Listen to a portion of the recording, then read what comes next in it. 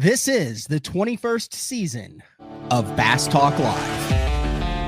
BTL is presented by Bass Cat Boats, Strike King Lures, Aftco, Pro Guide Batteries, Spro, Gamakatsu, The Bass Tank, Denali Rods, Beatdown Outdoors, and Sunline. BTL coming at you. Good morning and welcome to another exciting edition of BTL Bass Talk Live, where we are going to talk about bass fishing back in studio. It is pre-Classic week. Big week coming up next week in Fort Worth, Texas. Lake Ray Roberts, the second time that the Classic has been there. Hank Cherry, part of his back-to-back. The last time the Classic was there when he won on Gunnersville, I think, and then Ray Roberts. A little bit different vibe this time. Weather's going to be a little bit different than it was the last time they were there. We got a lot of stuff planned for Classic week. We got a full week of BTLs this week, back after a disastrous Bassmaster Open on Kentucky Lake. So I fished 2 opens this year. Level, like perfect, even 100th. This past one, I caught 1 fish in 2 days. I finished perfect level 200th. So that just means the next one I'm going to win. Then I'll have a 100th, and a 200th, and then that'll average out to 100th. And then we'll see how it goes. That's the way I'm going. We'll get a little bit into maybe some self-fulfilling prophecies when it comes to that later in the show. We also had 4 crazy tournaments that went down this past week. Yeah, Drew Gill, 2-time winner of the BPT, outlasting Jacob Wheeler. Some crazy stats with Drew Gill that you're going to get to hear in the second episode of Best on Tour this week, which drops at 7 a.m. tomorrow morning on the BTL channel. Jason Christie goes over to the NPFL, locks a big spinnerbait in his hand, over 80 pounds, 5 bags over 30 there. Oki wins the Bassmaster Open, 66 pounds mixed bag on Kentucky Lake, a smallmouth. And then I think it took over 82 pounds to win the Toyota with another 5 bags over 30 there on Sam Rayburn. So a lot of big fish. And some of those you can use a net. So a lot of big fish in the net and over the gunnel. Speaking of someone who's caught a lot of big fish this year, that would be the current Bassmaster Elite Series Angler of the Year leader after the first 2 events in Florida. John Garrett got 4th at the St. Johns River and then backed that up with a 2nd place finish at Okeechobee. So we'll get to him first. But before we get to that,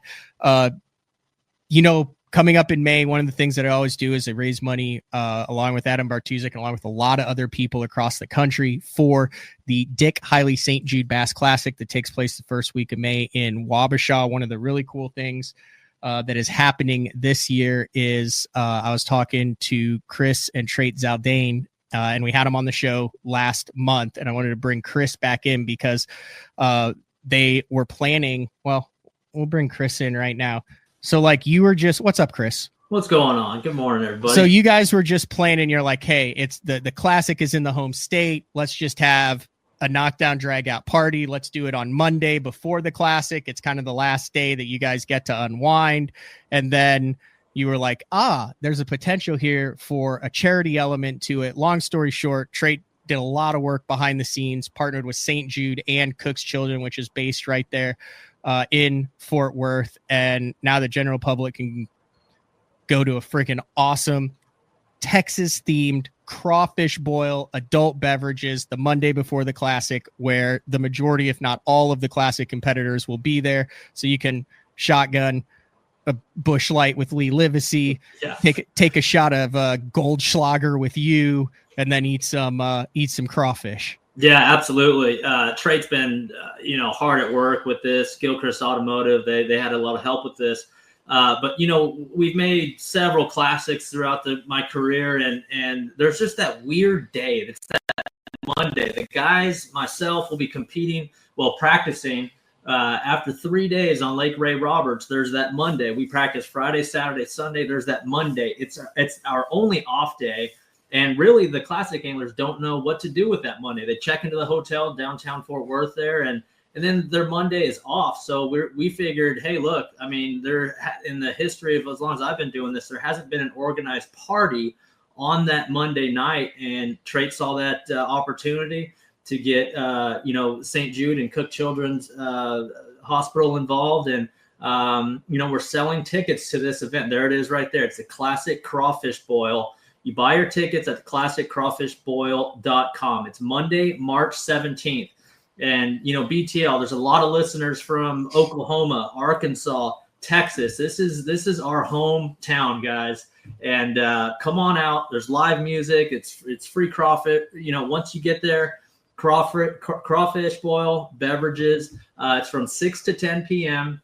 Now, the tickets are only sold online, so go to the website.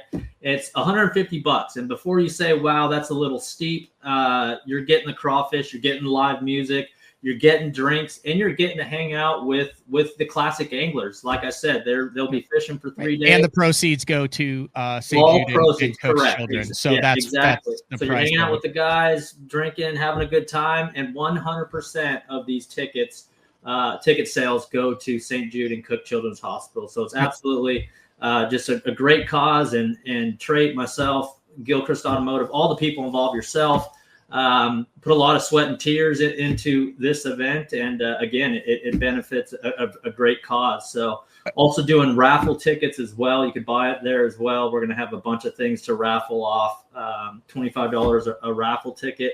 But the door tickets, they're limited, so make sure. There are no tickets at the door. You have to buy your ticket online. That way, you can do it. It's like a legal thing with can't just show up and how it works, and that way it is. So, classiccrawfishboil.com. Monday, March 17th. If you are in that Dallas-Fort Worth area or anywhere in the surrounding, great opportunity. Come out, get a hotel room, hang out with all the classic guys, donate to a great cause, eat crawfish, drink a few beverages, and that's what it is. If you're unable to attend, you can also just donate also as well directly to either St. Jude or to Cook's Children Hospital. And then if you have any other questions about attending, donate at classiccrawfishboil.com. But really cool concept that you and Trait put together, and then I think it just kind of grew a life of its own once you added that charity element into it. This was the last night you guys get to blow off steam, because Classic Week is stressful, is it not, Chris? Oh my gosh, it's got to be here at this time, got to be there at that time. You got to show up with your jersey, photos, media. Oh, by the way, you got to try to catch 15 of the biggest bass you've ever caught in your life to win $300K and a Brown trophy.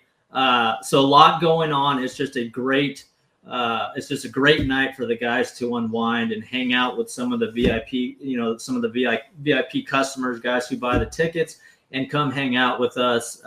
Again, thank you for having me on here.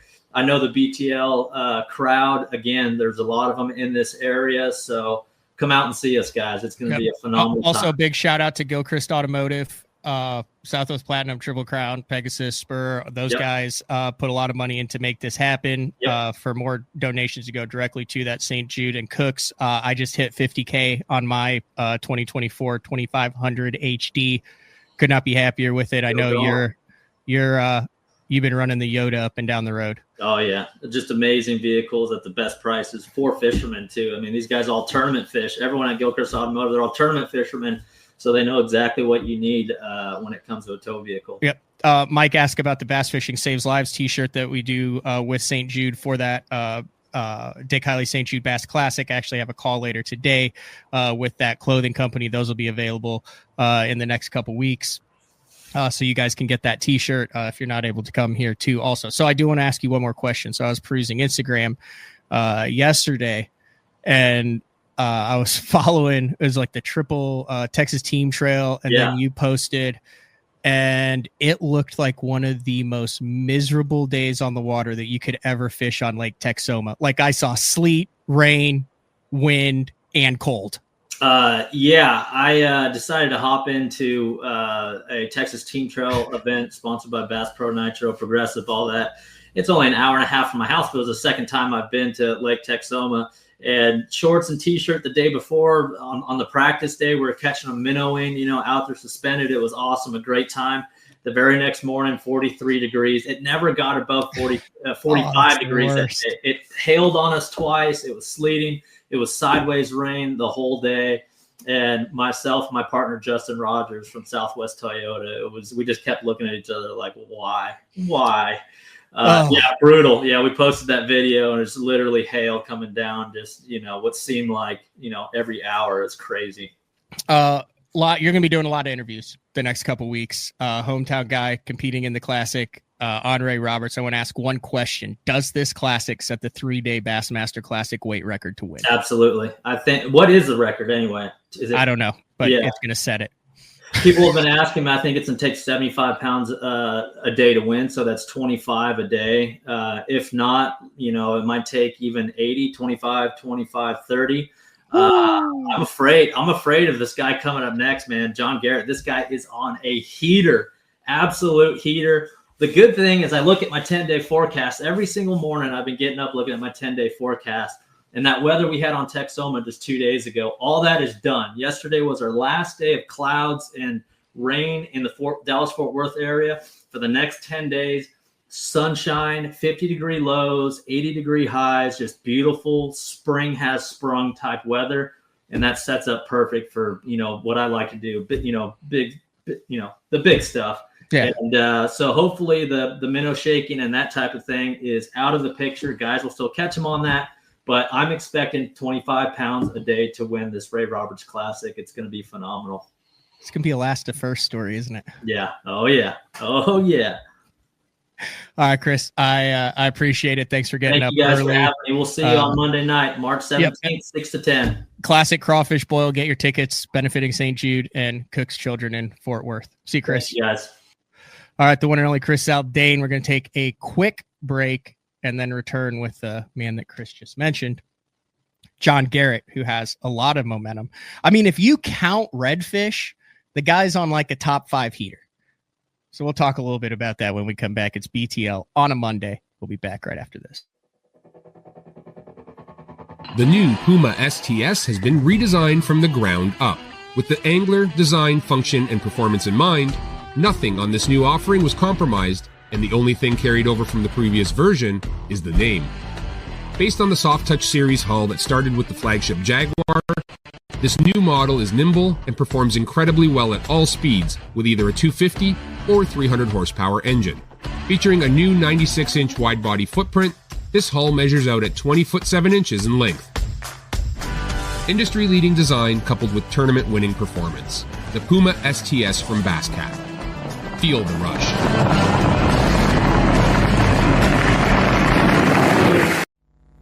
Your early morning mentality is your every hour mentality. All gas, no brakes. Focus, purpose, power. Destined for the water, but confident everywhere else. A calming buzz before the storm, truth of nature itself. You can't catch lightning in a bottle. There's a limit out there, but it's not with your gear. Unrelenting power delivery. Unparalleled weight savings. Keeping you on the water, whether you run a 9.9 or outscoping your best 5. In this rare air, there's power in the silence. It's a mindset, thinking only of the things that matter and freeing your mind from the things that you trust. All right, welcome back, BTL on a Monday. I'd be curious to know if our next guest is a believer in momentum. Like, is each tournament an independent event that happens and then you just move on to the next one and put it behind you? Or can you go into the biggest tournament of the year on an absolute heater and just know you're going to catch him? What are your thoughts on that, John Garrett? That's a lot. It's a lot to think about there. I feel like when you have the back-to-back events, like last year we had back-to-back New York events. This year we had back-to-back Florida events. I feel like momentum for sure is a thing. But when you have a good break between tournaments, I feel like in your mind, you feel like it's going to keep rolling, but sometimes it doesn't transpire on the water. But yeah, looking forward to the Classic. Feel like we're going to catch them and going to keep having that mindset. So we'll see. I mean, I'm sure you're familiar with your stats because you did it, but going all the way back to 2016, even in your college days, you have had a knack for stringing together multiple top 10s in a row. Like, it's not just like one and then a middle and then one. Like, you have a ninth, a second, and a first back then. You have back-to-back force. Here's a back-to-back force again, followed by a sixth, a third and a fifth back-to-back, an eighth and a fourth back-to-back, and then you're on a fourth and a second. And then, like I said, if you count the Yamaha Bassmaster Redfish Cup Championship presented by Skeeter, you top five that. You top five that as well. But I know you probably listened to Chris Zaldain in that first section. You're expecting a slugfest in a week and a half here down in Texas, just like he is.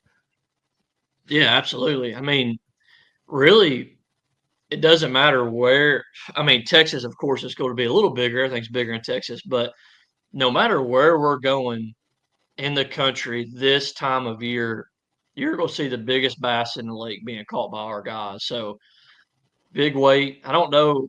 I'm not really familiar with Ray Roberts. Never been out there. Haven't done a lot of studying for the tournament. But I expect the guys to really catch some big bass. I'm not sure how many fish are going to be caught. But yeah, looking for some big weights, no doubt. All right, off to a really good start this year. Actually, you could not, unless you won one, you're the best start out of all the Elite Series, which, I mean, it's nice to be number one. Like, have you even looked at that list yet, or is this just like way too early to be like, oh, Angler of the Year leader? Like, you have to like get through the half of the season before that kind of starts playing, or?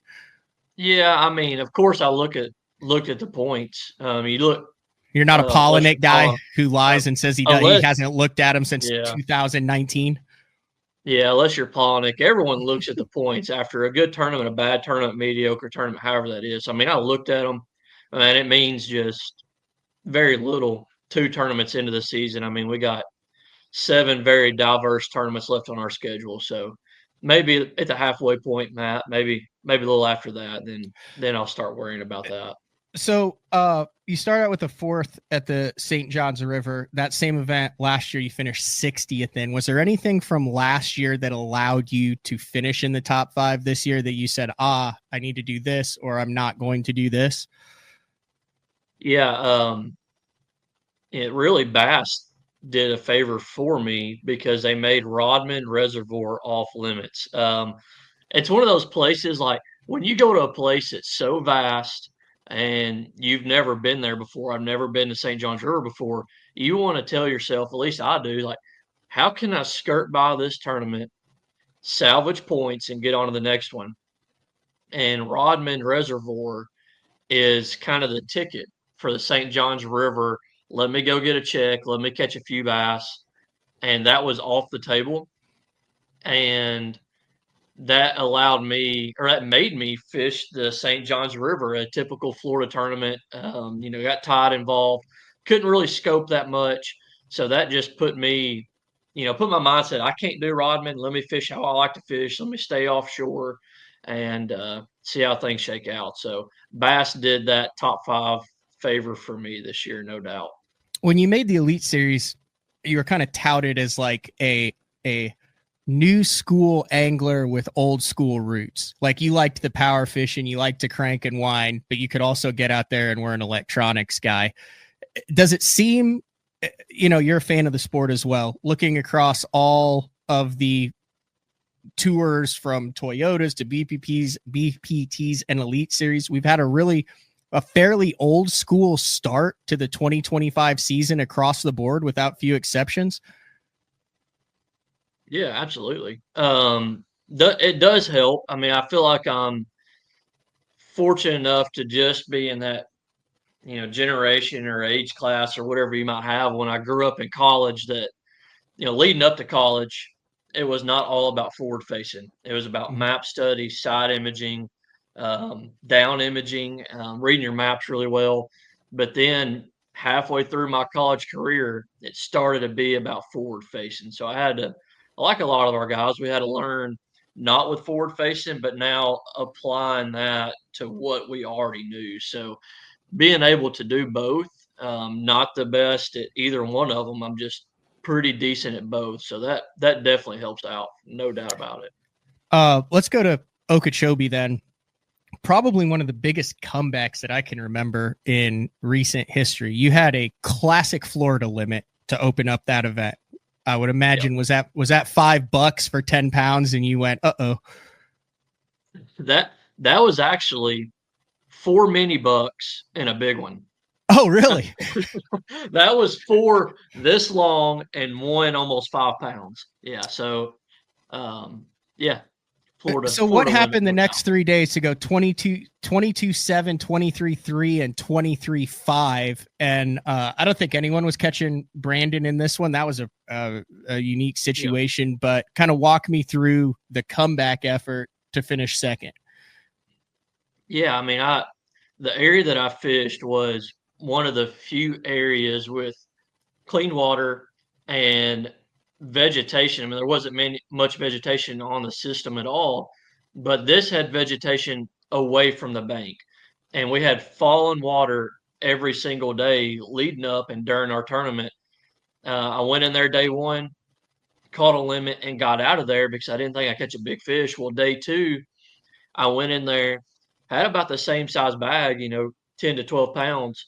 And later on in the day, the females just started biting. And I really didn't know that there was females in there. I mean, it was inches deep for almost a mile leading into that area. So in my mind, all those big fish were not there. They'd already pulled out with the drop in water. But I just did not give myself enough time on day one for that water to warm up and those females to start biting. But day two, me and John Cox were sharing that area, and right around lunch, I mean, just it went off in there. I mean, I caught 22 pounds in a snap of a finger. He caught 25 pounds, and we were looking at each other like, oh gosh, they're living in here. They just haven't been biting. So that was just a big key for me. I mean, the stable water, the wind not blowing hard, it's slightly warming up, and I was just very fortunate to be at the right place in the right time, not just day two, but to be able to see that potential for day 2, 3, and 4 moving forward. So you think those females had been there but weren't biting, or do you think they flooded in there? Do you think they weren't there, or do you think you were putting your stuff inches from them and they were just being like Florida bass and just being like, no, thank you?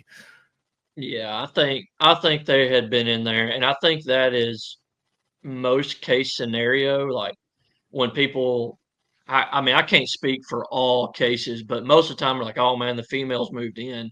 Most of the time in Florida, you are probably around the females. They are just not biting. I mean, we're talking about the most fickle fish in the country is a Florida strain bass. And that's why you really see, like myself and Brandon and Greg DePalma, like you see all these guys catching big bags on a crankbait. You're just able to trigger those big bites. And when you're up shallow, flipping a worm or swimming a jig, you're really not able to trigger a really good reaction bite. So I was around them, and they just decided to start biting enough to, let me know they're there. And that gives you a little more confidence to fish harder, a little more thorough as well. Is Florida a little bit more of a mind game in the past recent years, regardless of the fishery in Florida? I mean, we saw it one out of a canal this time with Brandon Polinick and a lot of the top guys. You go back over the last 2 or 3 years, and there's been some really unique ways that the fisheries have been won on non-traditional baits in non-traditional areas. So you guys go in, you've got a 2.5 days of practice or 3 days of practice for that. 5th largest body of water completely contained within the United States. How do you structure your mind of going, okay, I have to break all this down, but then I also don't want to miss the 100 pounds that could come out of a canal? Is that something that plays like on the Elite Series now, where guys are trying to figure out where the heck to go to when it used to be pretty straightforward? It's going to go down in spot A, B, or C. Yeah, no doubt. And like you said, very vast body of water. Um, and someone like me, I've never been there before. So you get that battle like, do I see the lake? Do I see the canals? Do I see this? Do I see that? And a lot of it also has to do with the technology we have now. When canal fishing was pretty much strictly a spawning area.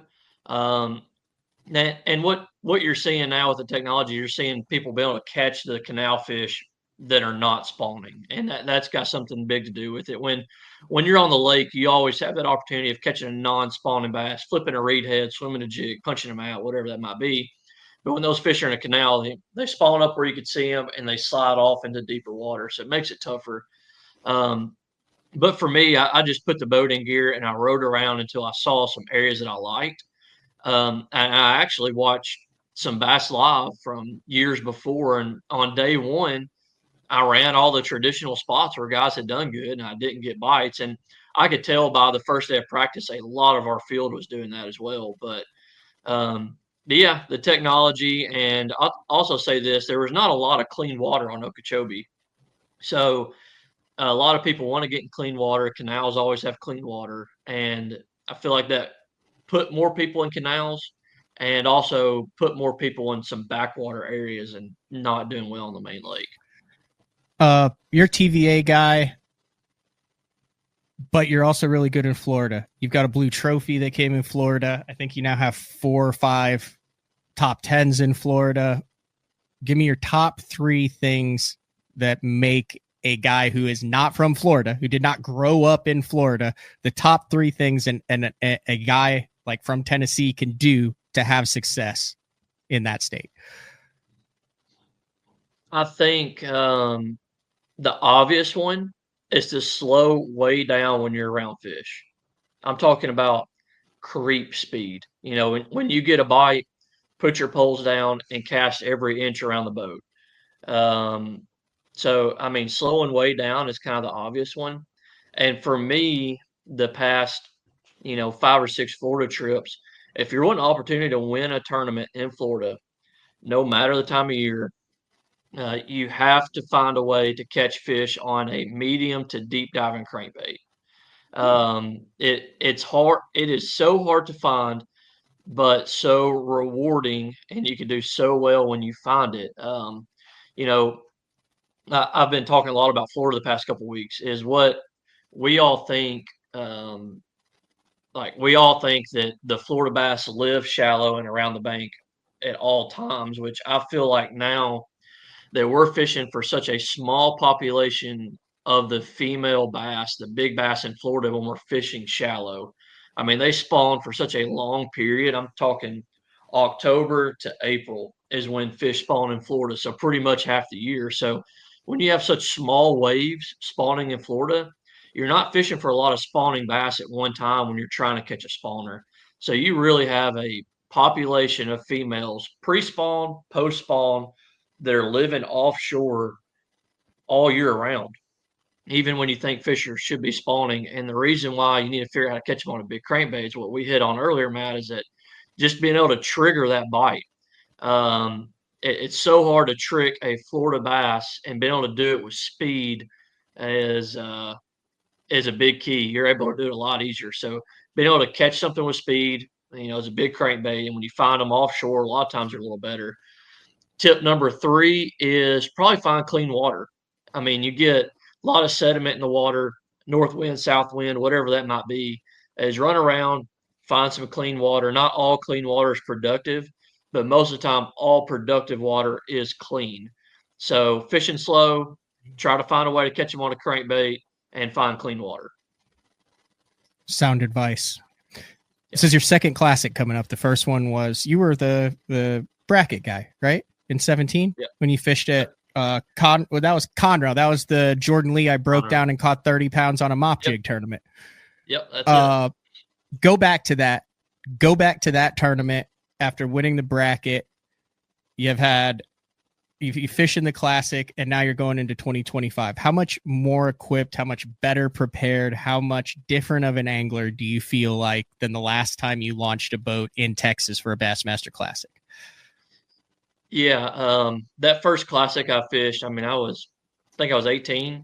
So I was young, and I had, a little bit of tournament success, but I was no idea how to put good tournaments together. When I looked up on something, I was able to catch them, but I did not know how to find winning fish and stay on it for more than one day. And I was just young, not a lot of experience. Going into that tournament, I told myself that, you know, I really wanted to enjoy the moment. I wanted to have a good time, and I knew I wasn't prepared as an angler to win that event. So that's what I did. I mean, I fished as hard. I practiced and fished as hard as I could. I didn't stress about it. I wasn't popping gray hairs because I didn't have a limit, halfway through the day. But I was really trying to soak in that moment. I think me taking that, aspect and that approach, that classic, really made me fall in love with that classic.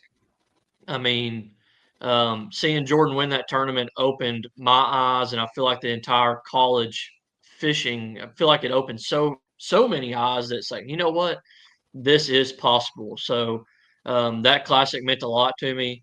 And then fast forward 9 years, 9 years, something like Holy that. cow. Yep. Yes, a long time That ago. seems like yesterday. Yep. Weighing in the arena. Yep. Or in the stadium. So, yeah, no doubt. So that is a lot of time, 3 or 4 more years college fishing, prep me. And then, as you know, the 4 or 5 years I spent on the opens are the most testing times I've ever spent on the water. So the stressfulness, the competitiveness, and how tough the Bassmaster Opens are really prepared me for where I am now. And just having a different mindset on tournaments, listen to your gut, all those little voices you have in your head that you're fighting and you accept, all that kind of stuff is kind of learn how to navigate through all that. And the first one, I was trying to have a good time. The second one, I'm trying to win. I've got a little taste of blood last year in Florida, smelled some blood the past couple weeks in Florida, and now, we're going out for it at the Classic next week for sure. I wrote it down a sentence. You said you learned how to put good tournaments together. Can you talk a little bit more about that? Because I think we've all had good days on the water. Or we found a magical spot that you can go back to, and you're like, oh my God, they're still here. But is that the true mark of a professional, in your opinion, is learning how to put good tournaments together? Yeah, and I guess I had a different meaning when I said that. It's like maybe not the results, but doing and capitalizing on all that what you put yourself in front of or what gets put in front of you. Whether that's barely making a 50 cut, whether that's coming in 75th and not 110th, or making a top 10. I mean, there's some tournaments where we're not on anything and something small feels like an accomplishment. And what I've really been doing the past, 3 or 4 years is when I'm on the water and if I think of something, you know what, maybe I should be doing this, or maybe I shouldn't be doing what I'm doing, is listening to that thought. Because when you're doing the correct thing, most of the time you have no questions in your mind. You're confident what you're doing. You're anticipating that next bite. You literally think that next flip or cast, you're going to lock up on one. But when you think, you know what, maybe I should try this, is to go with it. And that's so hard to do when maybe the day before, week before, you were doing so good in practice. But just, making the most of what gets put in front of you for a tournament. I didn't really mean the finishes, but the accomplishments for each tournament, puts in front of you. So yeah, so you could leave with a top 10 and be disappointed and feel like you did not fish to your capabilities, and be more satisfied with a 40th place finish because of the moves and the decisions that you made. That's what you're talking about, putting a good tournament together, and be just as happy with that 40th or more happy than you would be with the top 10. Exactly. Are you good for another segment here? Because I'd like to take a quick break and then I'm good. I'm good on like TVA fisheries now. I just got my ass handed to me on a TVA fishery, and I noticed a couple things over the course of that Bassmaster Open on Kentucky Lake that I think some of our listeners might be able to learn about, and some of the things that I've been racking my brain about because I've always struggled on them. And you're one of the best out there, back from your college days. So because you went to college, Bethel, right? Correct.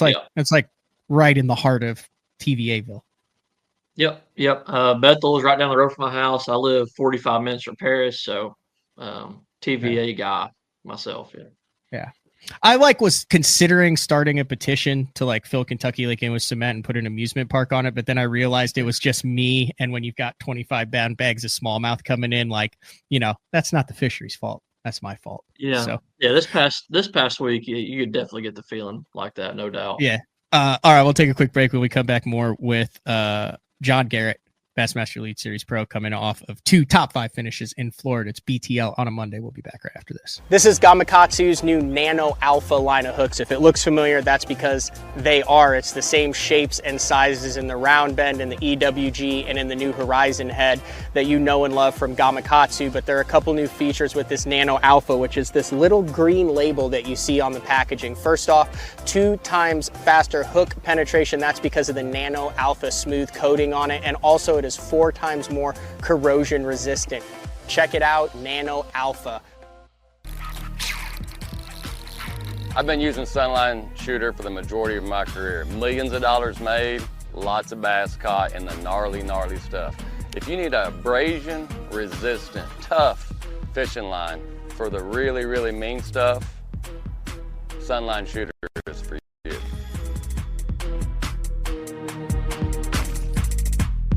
Beatdown is efficient. Rock solid. 100% American made.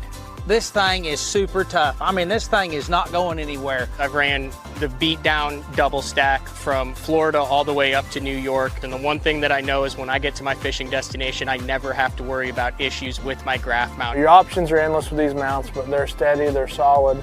These are the most reliable mounts on the market, and you can't go wrong with the Beatdown.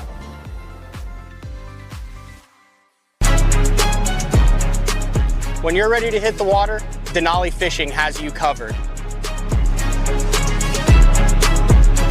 Regardless of your skill level, from beginner all the way up to tournament pro, Denali has rods, reels, and tungsten to get the job done.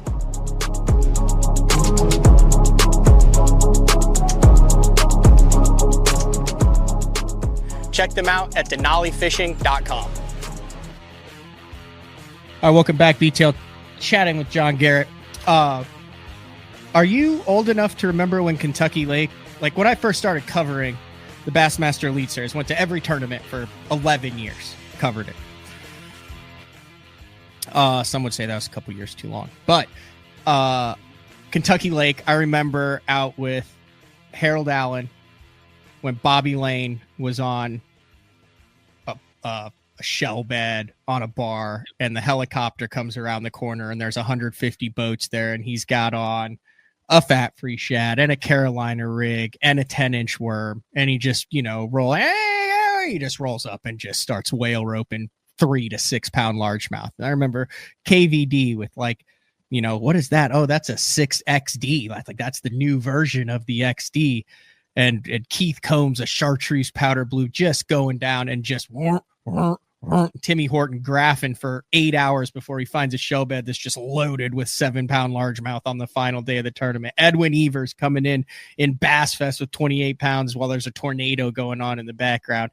Like, did you fish Kentucky Lake at all during like the Randy Haynes, Jason Lambert heydays, that type of stuff? Or has it always been like a smallmouth joint for you? No. I grew up in the heydays of Kentucky Lake. My granddad is, I'm going to say this, it would sound crazy, but he was one of the first people to start ledge fishing on Kentucky Lake. Really? Him and his family. You ever heard of Buchanan's on Kentucky Lake? It sounds very familiar. So Buchanan's is a big marina just south of Paris in the mouth of Big Sandy, and his family ran that for years. Yep. But I used to go with my granddad on Kentucky Lake when I was a young kid, and he would take a flasher and we'd run to the main river and he would zigzag. I call it snaking with his boat. This is before paper maps or anything.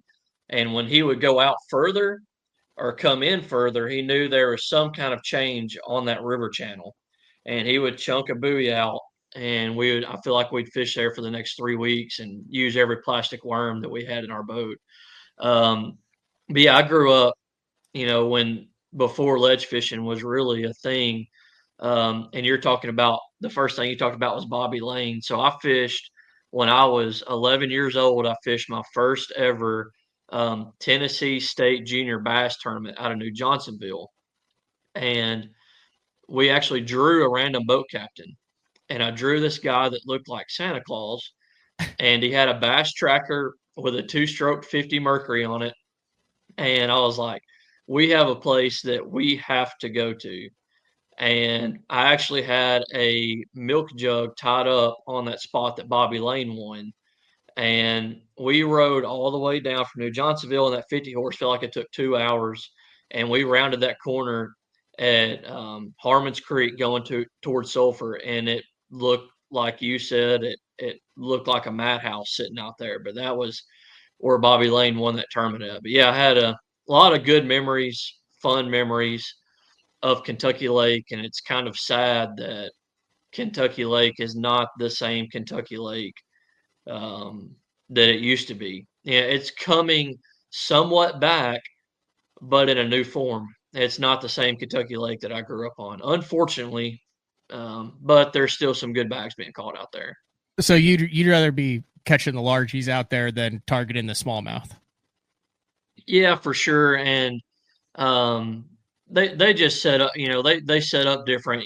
The reason why our smallmouth are like they are now is because when we got the Asian carp in the lake, they ate every single piece of plankton. There was no shad left, no bass fry left. There was no small fish whatsoever in the system.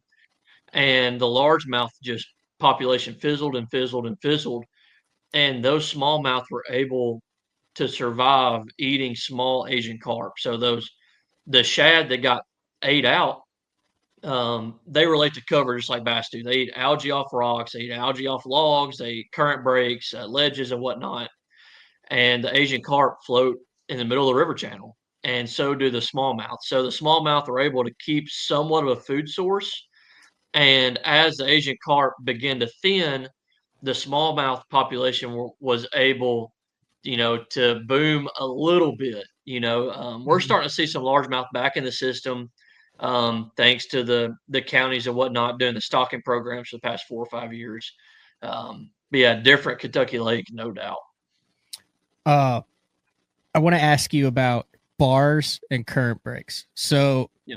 I've had some poor open finishes in the past. I've never, I had 100 foot, but I still caught a limit on Toledo Bend, and I just kind of missed the boat. Or I've had ones where I lose them. I've never had one where my attitude was so poor going out. I did not catch them in practice. I knew I was not going to catch them in the tournament, and I knew in my head that I do not understand what is going on, and something is going on because I'm talking to guys who are like, yeah, I got a couple schools of smallmouth and stuff like this. I'll tell you how bad it was, John. So I roomed with 4 guys, and we all just had a little bet prior to the first day of the tournament, and we had to guess our weight closest to what we would weigh in on day 1 without going over. And if we were within 2 pounds, it was a little reward if we were the closest. So Berghoff was like, I think I'll have 19.8. And Matt Steffen was like, I think I'll have to 12 pounds. And my buddy Blake was like, I think I'll have 9. My guess was 3 pounds, 10 ounces. I knew that I was making back some gas money because I thought, I might catch one. and in fact, I did. I caught one for 2.7. But I say that to say this.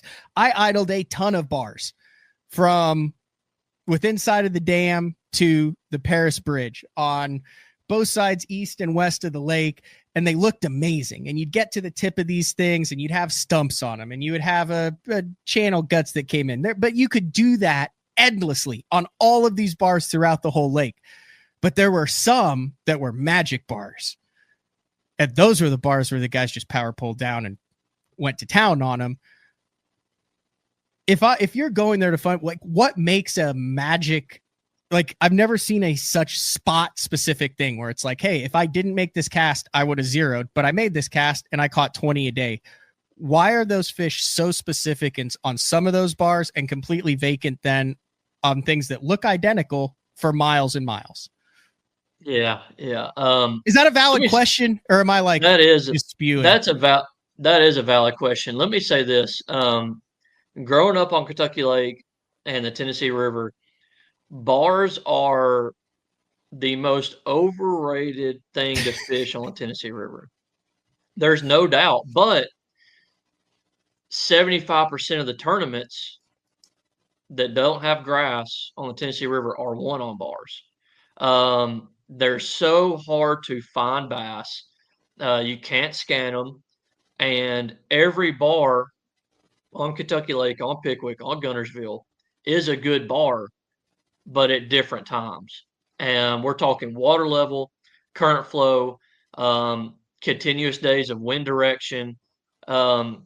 It's extremely hard to find where the fish are on a bar. So let me see how to put this. All bass on Tennessee River like to feed like we do on a tabletop.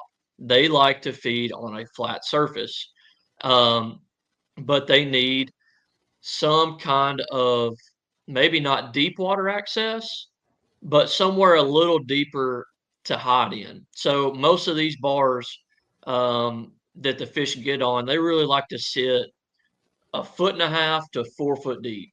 So when you're looking at anything shallower or anything deeper, that bar is a lot of times not ideal. But when you have a 2 foot flat bar, you might have a little depression in it, and that's where those fish sit, but maybe not necessarily feed. So it is nearly impossible to come across the right spot at the right time. See, where you see these guys pull down and catch fish, that's normally where the fish are currently just living. Most of the time, they're not feeding there. And you have to get so lucky to throw across that spot that's the size of your truck and also get a fish that's not feeding to bite. So it's really hard to do, and it's really hard to know you're going to come across it. You can't really see them on your forward facing.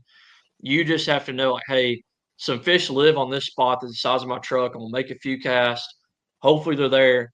But 95% of the time, they're not there. Like, if I was going to go to a Tennessee River tournament, I would not start looking on bars. I would try to find a way to get some bites. And then maybe as my practice progressed, if I could figure out how to get bites, then I would go look for bars, because a bar is a way to win a tournament, but not a safe way to catch a bass. So, yeah, that makes a lot of sense. I don't know if I answered your question or not. No, 100%. It'd be very interesting. Like, I encourage all of you to go watch Miles Berghoff's tournament day and practice videos. I don't know how far he's gotten, so I don't want to give that away. But it was a deal where he came in from practice one day and he's like, oh my God, like I found a magic spot. And he had 2 weather days where it didn't pan out for him. But on that second day, I was 300 yards away. I mean, enough to watch him. Like I said, he got there, dropped his poles, and all it was trolling motor, passenger seat, live well. Trolling motor, passenger seat, live well. And he caught 25.5 pounds on the exact same cast in the first 30 minutes. Yeah. And was like, he's like, dude, it's what he said. He said, dude, he's like, it was literally a 1 cast deal. Yeah.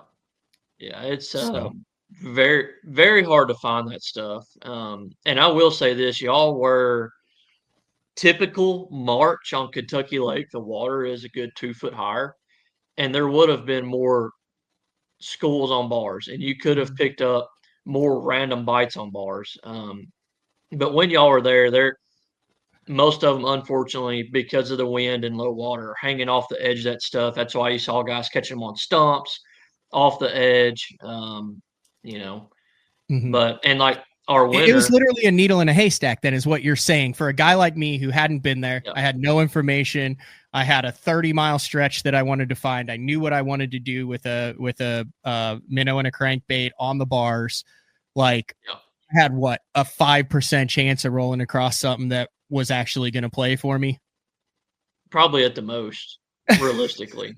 No, So I'm not kidding. I was dead before I even started, John. Yeah. I mean, if you look at that top 10, Miles was probably the only person that found that. Oh, 100. There wasn't another boat within. I mean, I was the closest boat to him, and I wasn't even remotely on the same type of stuff.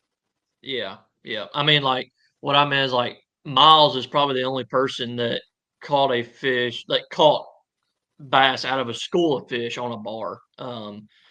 You know, Ethan did it the last day. He found a school of fish, but it sounded like he caught singles and, you know, off stumps and points and whatnot leading into the tournament. But man, it's so hard to find, and y'all had not ideal conditions for it. There's no doubt about it. Mm-hmm. Who is the best, in your opinion, right now at finding offshore stuff on the TVA system? Pick like one guy that you're like, I don't care whether he's on tour or whether he's not, where you can put him on Wheeler, Wilson, Pickwick, Kentucky Lake, and say, you got to find a mega school in one day, and you're putting your money on that guy. Jake Lawrence. Really? Jake Lawrence, fishing the Bass Pro Tour this year. Yep. He grew up. We both lived in Union City growing up. Kentucky Lake, Pickwick. He got it on Pickwick for years. I mean, he is the man for that. So yeah, Jody White, he already knew it.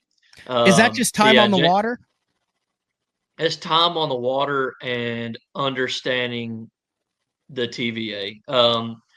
When the TVA is probably, you think, like, in your mind, is probably the easiest place to learn. But what you learn about the TVA is everything, like you said earlier, Matt, spot specific. There's not a pattern to it. You could fish 1,000 points on Kentucky Lake, but 2 of them have a school of bass on them, and for no rhyme or reason. And once you have that mindset, when you go to other bodies of water, you keep that in mind. Let's not look for a pattern. Look for spots that have a school of bass on it. And so, yeah, Jake Lawrence is probably my pick. So you grew up fishing current. You grew up fish that were relating to current. You learned how with your grandpa out there and stuff. Was it a transition for you to go to like a Table Rock Lake or Grand Lake or one of these Ozark lakes that sometimes they have, but there's not like a current flow. There is not like a big ledge river channel bite. Was that intimidating to get the first time you got on there and you're like, oh, it's all rock and there's no grass and there's no current?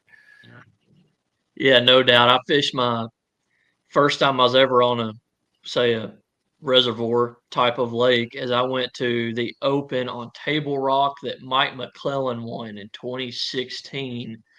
And I was running around the lake looking for flat water. What can I scan? Where's there a stump? Where's a brush pile at? It wasn't out there. I had no idea how to break one of those bodies of water down. Thankfully now I can lean on technology to skirt me by those events.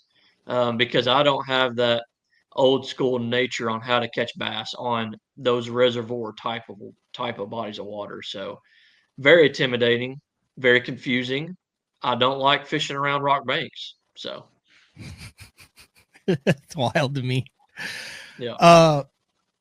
Have you gotten into bait development yet? Like bait, rods, reels, that type of stuff? I know there's certain guys. I know you've been with Strike King Lose for a while now. They're big on working with their pro staff on developing stuff. Have you delved into that side of the industry yet? Got my toes wet, but not dove. I mean, I kind of let my legs dangle in the pool a little bit, but I ain't full off dove into the pool. So a little bit, but not much, Matt. Are you like a tinkerer? Do you have like stuff that you have like in your head that you want to come out, or are you just a meat and potatoes type of guy? You're not a really tinkerer when it comes to tackle.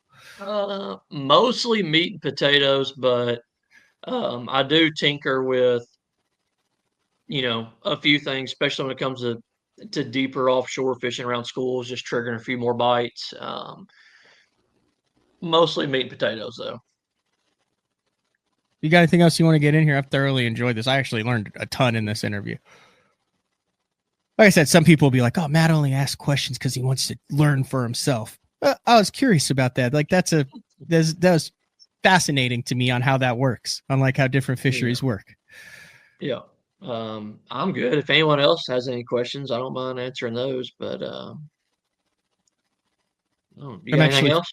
No, I'm actually like filming. I headed to the headed on the water today. Like it's like a 2-day deal on 2 different bodies of water on how like you break down and find fish on a body of water you're unfamiliar with, which is ironic because I just went and failed miserably at breaking down and finding fish on a body of water that I'm unfamiliar with.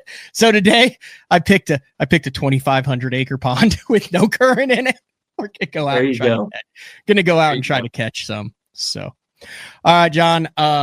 Congratulations on a fantastic start to the 2025 season, and I will see you in Texas. You got to stop by the Classic Crawfish Boil there on that Monday.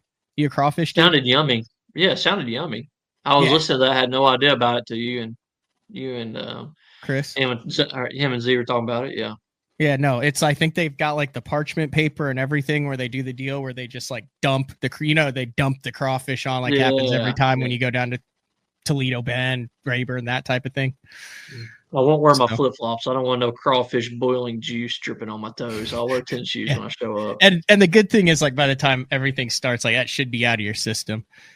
Yeah, so, it should. Like, at Rayburn, I went 5 pounds one night from the stump. It was like $80 for 5 pounds of crayfish from the crawfish. But, like, how often are you going to be there for a tournament, have crawfish in season, at the stump? Like, you're paying for a little nostalgia there.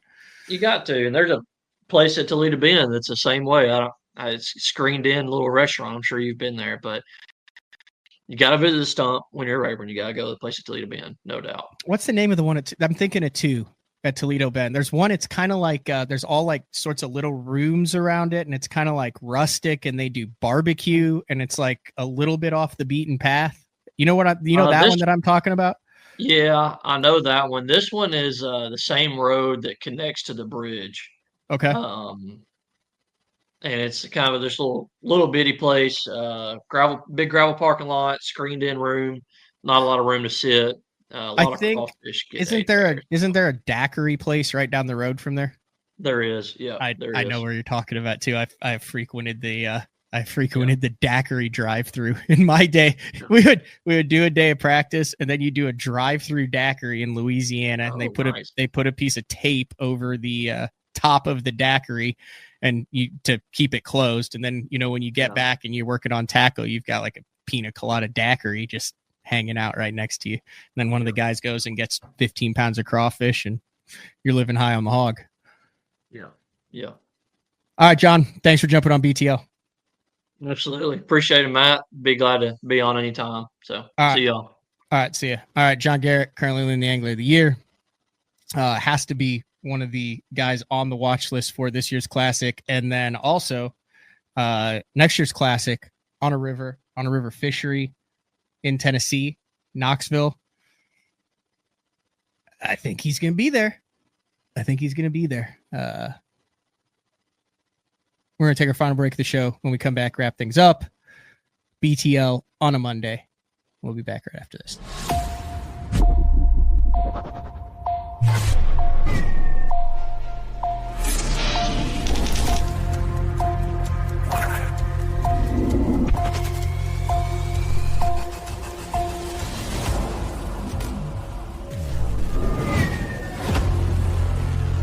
Everything you need, one legendary brand. Top on Strike King.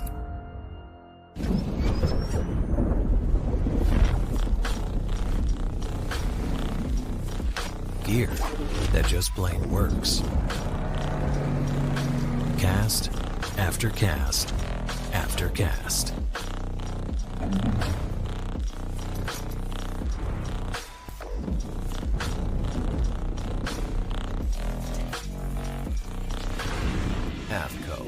Any fish, any water. All right, wrapping things up here on BTL on a Monday.